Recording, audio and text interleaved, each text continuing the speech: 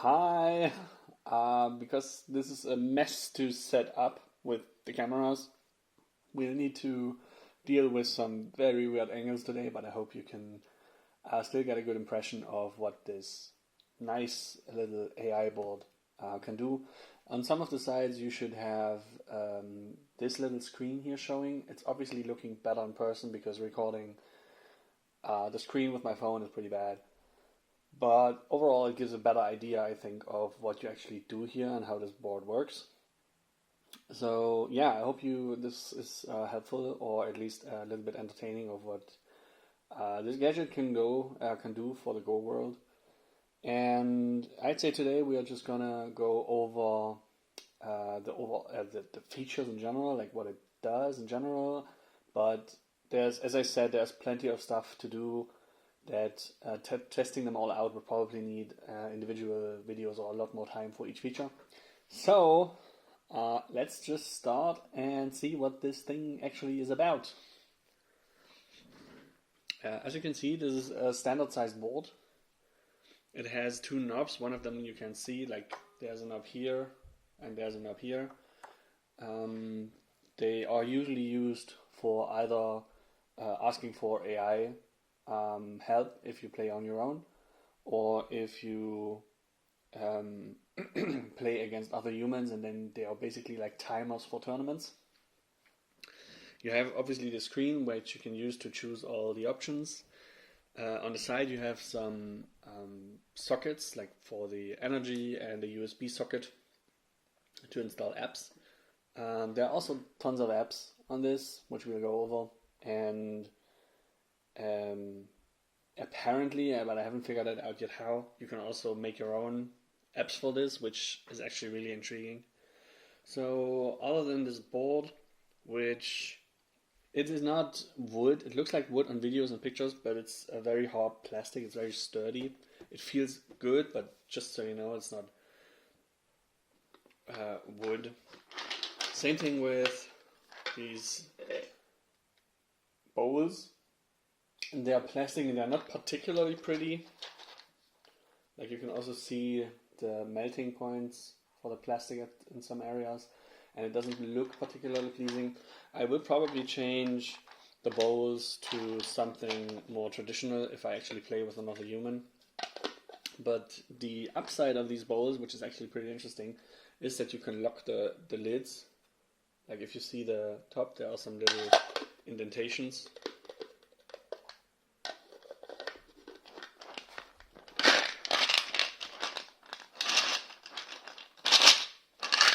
And this is actually much easier to use them for transport, which is pretty interesting. I don't think I've seen that before. So yeah, let's just take a look at what we actually have here.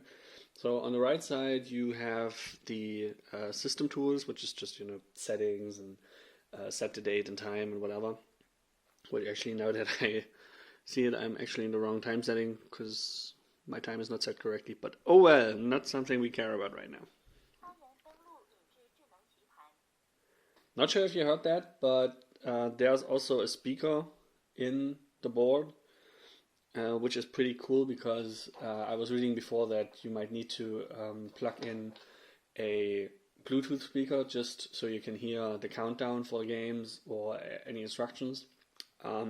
Not sure if they changed that and if this is just this version that now has a speaker, but this is pretty handy because I was already worrying I needed to get out a speaker for the whole time when I wanted to use this board. So yeah, what do we see here? First up, this is the English menu, and if you have on the top right, you have a way to set your system setup, and then that system setup allows you to change to English. And what you can see right now is after I change to Chinese, you actually have another menu. And this is actually a thing that happens a lot, like in different sub-menus or in features, that some features are simply not available in English.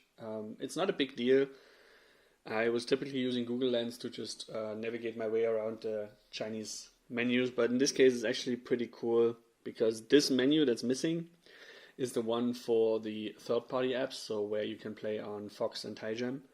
I successfully played more or less successfully. I did play a game on Fox and TiGem, and it was really, really nice to actually be at home, play an online game, and put the stones on the board. But I can show you that later on. Maybe I'll actually do a video just with an actual online game. So just since we mentioned it now, let's remove the stuff that we don't understand. So, menus. Just to go over. Oh yeah, what I haven't showed you yet. The stones basically look like Yunzi stones. You should see. There's not much of a difference. They have like these little. There's a magnet, probably differently polarized magnet for each color. And they do have a nice weight to them, like they don't feel cheap and plasticky, and it's actually, I'm not sure if you can see that on the video, but they are a little bit roughed up, which makes them feel much more pleasant than what I was fearing after I was reading some initial impressions. But they do feel really nice, like they are a nice way to play Go. So yeah, okay, menus. Let's take a look. So first one is human versus human, which is pretty self-explanatory.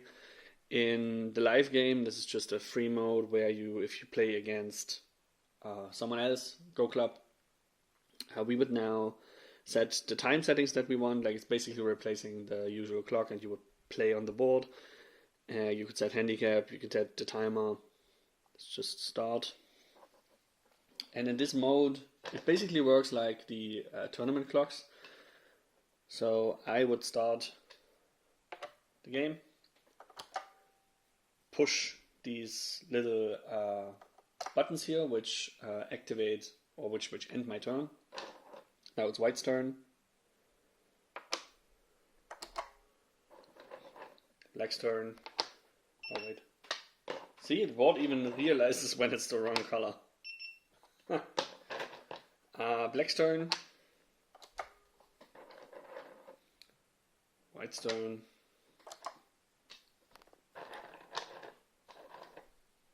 I'm just going to put a few more moves on the board just so, we get into a different feature that I want to show you a little bit later.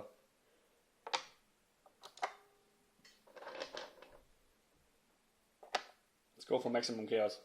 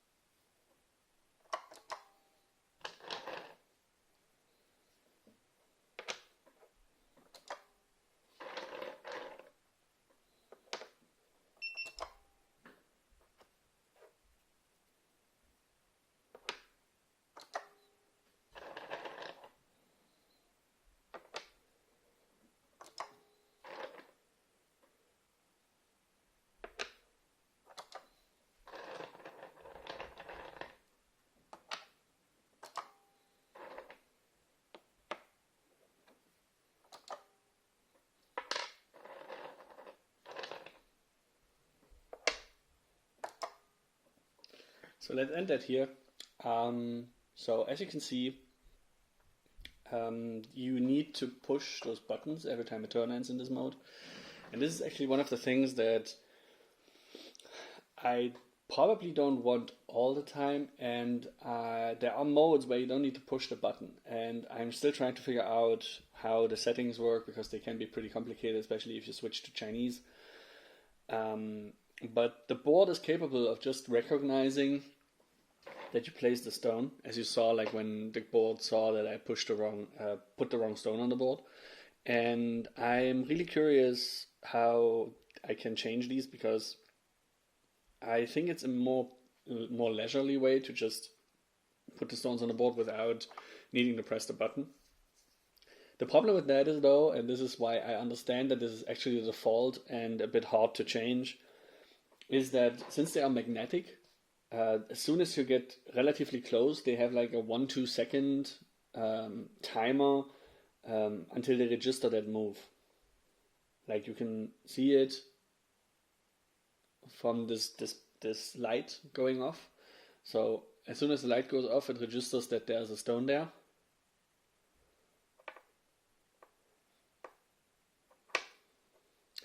And so this works without the buttons, but this could also lead to misplays, especially when you play online, because you might sometimes like want to play a stone here and then push it to another location. So if you want to play it and push it into an area, it's actually safer to just use the buttons, because then you can actually define when your stone is in the right position.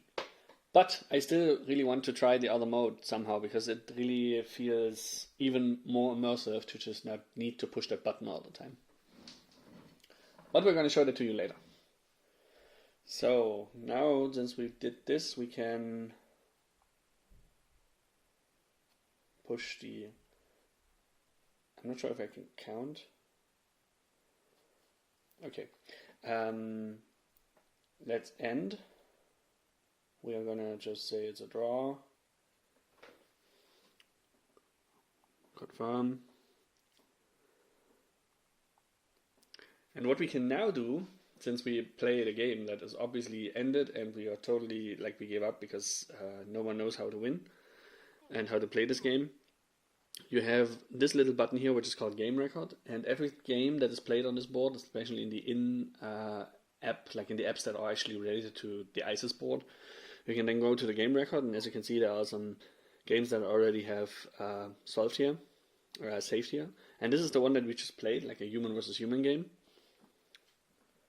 And this is like you should see it on the screen now, that this is what we have played. I'm just gonna quickly clean that up.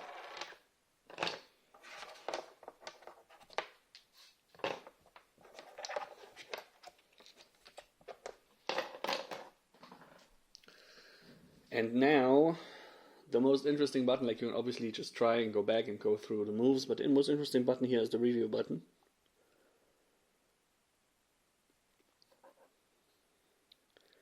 And, oh right, yeah, so this is another one of those things. I think this board is really interesting. Like I think the features and the thing that the stuff that they want to do with it are pretty damn cool, and I really love using it. But there are some UI and usability issues that might be a bit weird to see, or until you understand that this is something that you need to be aware of. And in this case, we don't know what we do. Like it looks like the board or the game doesn't continue. But actually, you can use this right now as a mode to replay a game that you might have played. And you get confirmation from the board if you actually play the right move. So let's see what happens, because we are now in review mode, if we play a stone anywhere else. You should now see on the screen that this is a red X, so that just shows us no, that's not where black played the first move. In this case, correct. Also, you can see it, I think, on the lights. You can't see. Let me quickly readjust. You can see the green light. So this is the first step. I play in the middle. Nothing changes. So wrong move. If I play on the move that I actually played, it registers it, changes to the other player. Perfect. And now you can just continue trying to replay the game that we just played.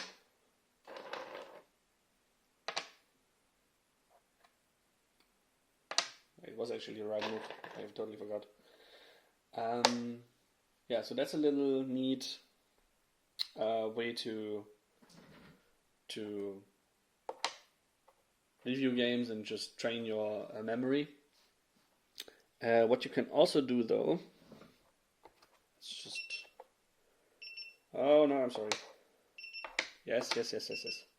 Board is not happy with me. I changed stuff. Ah, let's go back. Okay. So we went back to the beginning of the game because I couldn't really quickly get in the right position again. And then you could also, however, and this is the stuff that stumped me at first because I wasn't really introduced to it. Like, the features are there, but sometimes you might not know what they are or how they are called. And in this case, this is called indication light on this little menu. So if you just want to review and if you just want to look at the game, I now turn the indication light, which you can now see here. So it actually shows me where I need to place the stones to follow the game.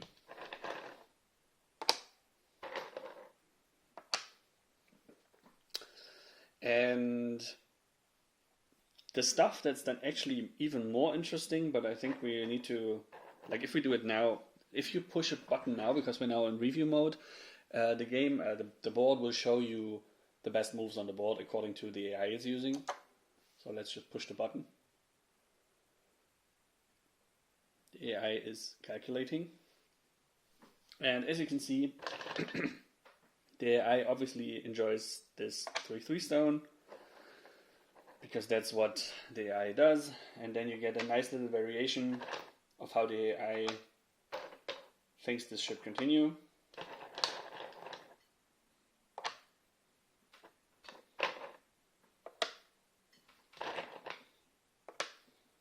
So all kinds of craziness.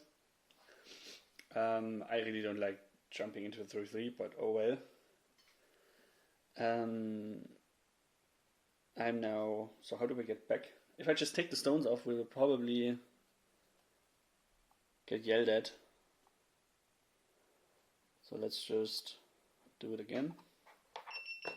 Oh, we get yelled at anyway. Yes, stones on the board. Oh yeah, by the way, this is also something that I figured out much later, those type of noises, because I reset the board yesterday to show you the clean installation, but those type of noises you can actually turn off. I forgot where. I need a million menus. So in any case, what I actually want to do is go to a bit of a position that's more interesting to look at. So this is all relatively standard. We did crazy stuff. This is Joseki that the AI probably hates.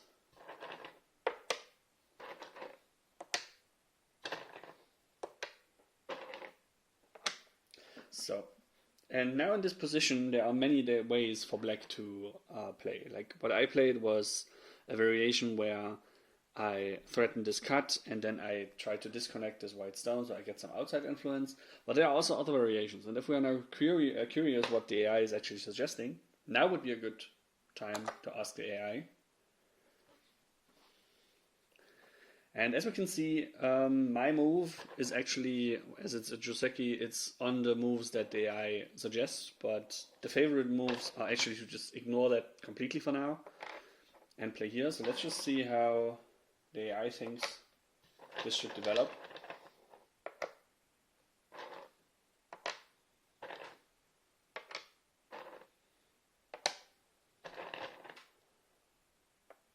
Of course, that's a very nice double approach, so White really needs to find time to do the corner instead of invading.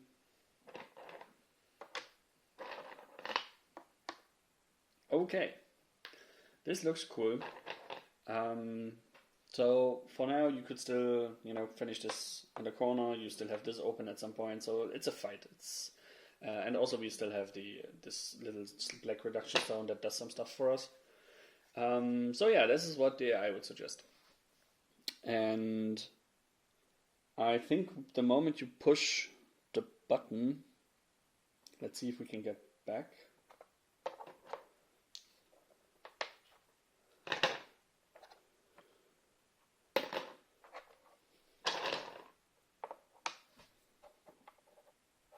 Yes, so this was the position. And in this position, I actually forgot to talk about it, but you can see on the screen that currently it rates a 47.5 win chance for black, which, is decent. I think this is another thing, but we need to go over that a little later. So yeah, this is the review mode. Pretty cool, pretty interesting, and aside from pushing the buttons here, you can pretty much like play a game or do the whole review without looking at the screen, which is pretty darn amazing if you are on the screen anyway all the time. So let's just cancel. That was a cool example.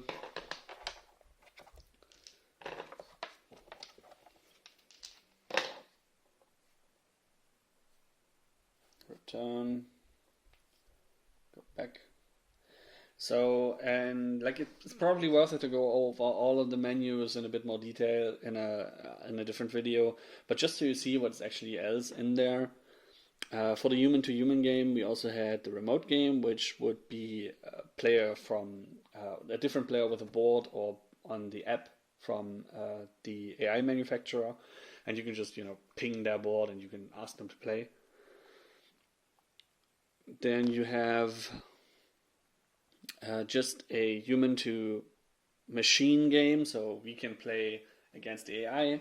And I was also a bit worried because playing against the AI is usually not particularly pleasant because they can, just thrash you, but they did a really smart move by including different levels for the challenges. So, for example, on 19 by 19, if you want to restart, you can pick any level. Let's just see what rookie level does. If they come up with weird stuff. So I'm black. And as you can see, I don't need to confirm my stone placement now. And I just put the stones of white on the position where the board instructs me. So let's just keep playing a bit.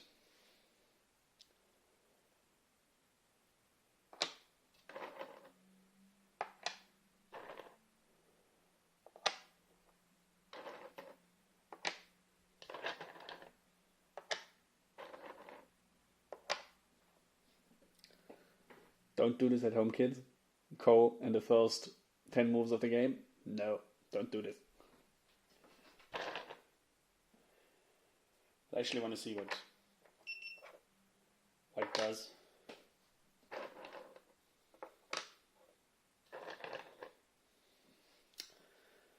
Okay, sure. How about finally taking this other corner?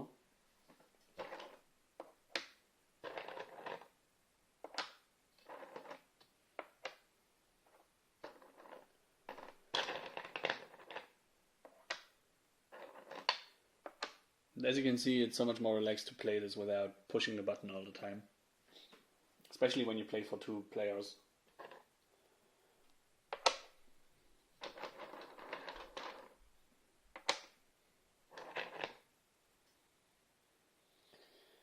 What do we do?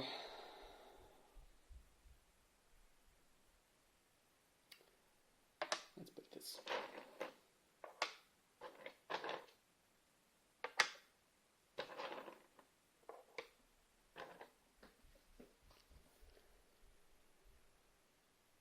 So as you can see, rookie level is not super easy. Like it's not like they are playing just random stones on the first line.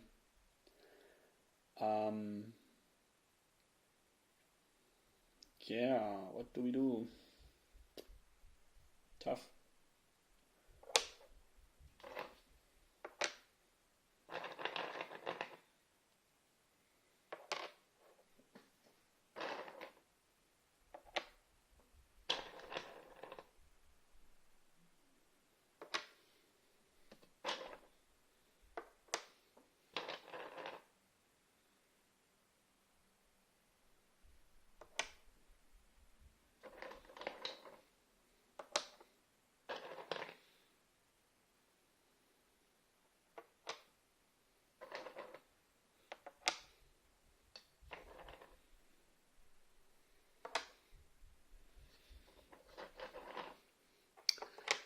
yeah, the level of the AI shows a bit in this case.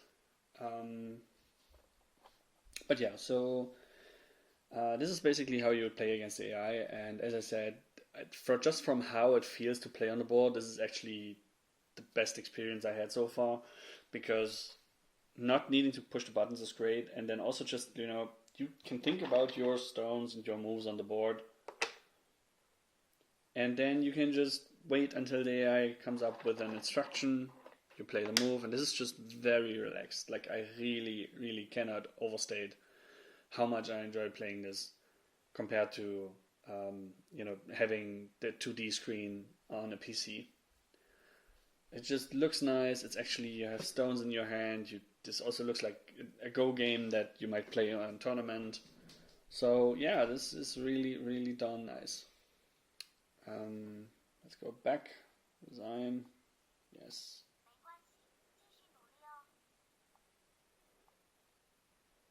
Now we can also, of course, go back to the game record and review it.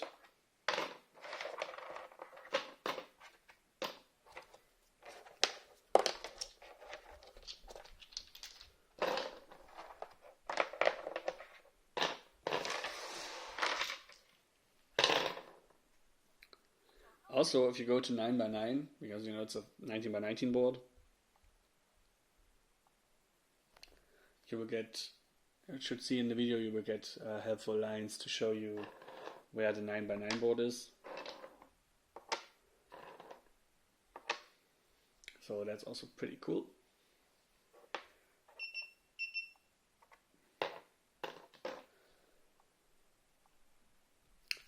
So yeah, Match Center is pretty darn neat because you can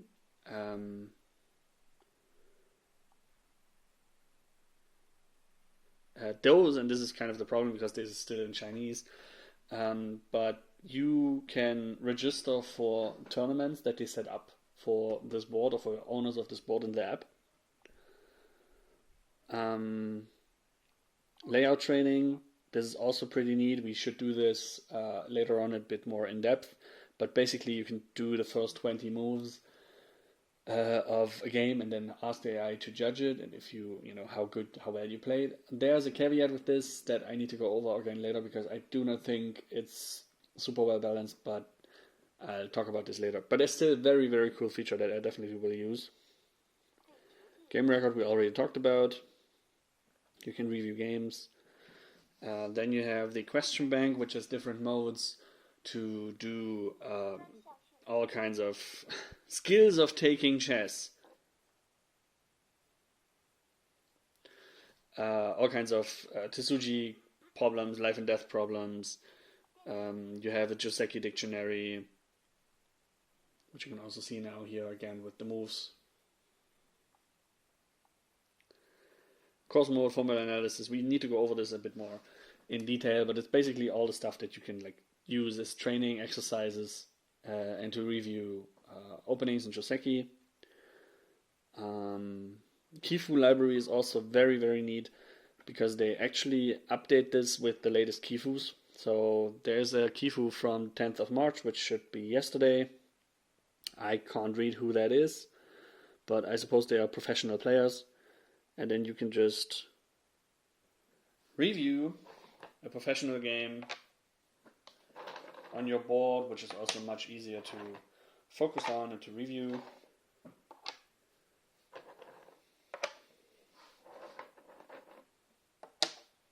Yeah, cool stuff. We can also ask what the AI thinks about this position, naturally. So, black has a 43% win rate. This is actually another thing that I will talk about in a later video, why this win rate seems a bit weird. Yes.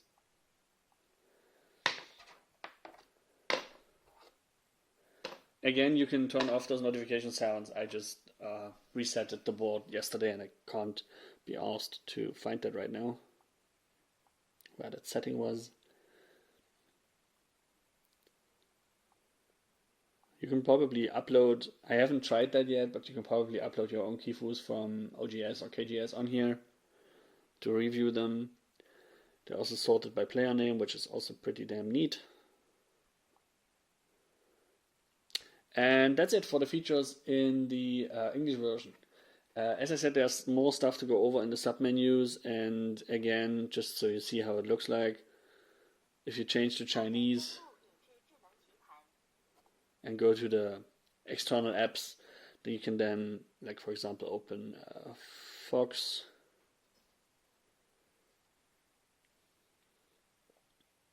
And it's not terribly complicated, you should just know your way around this. So after you log in,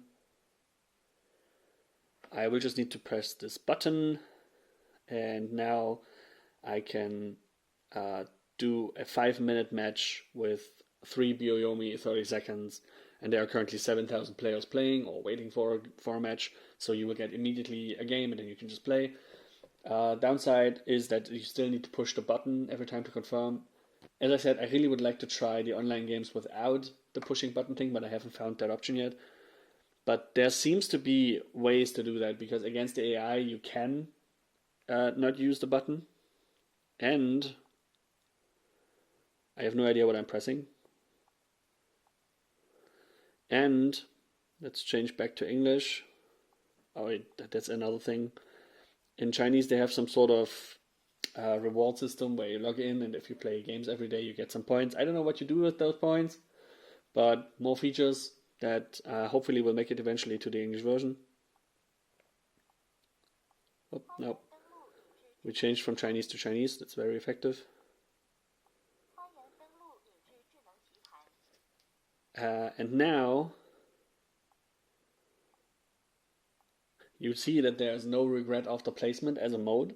So you can actually change settings of how you use the board. So in this case, this is the mode where I would not want to push the button, but it doesn't seem to be active in all the modes of the board, and I really don't know yet how some of those options relate to each other. And then there are more options that are only in the Chinese version so far, and so on and so on. Like, there's a lot of stuff that you'll need to fiddle with and that you need to understand.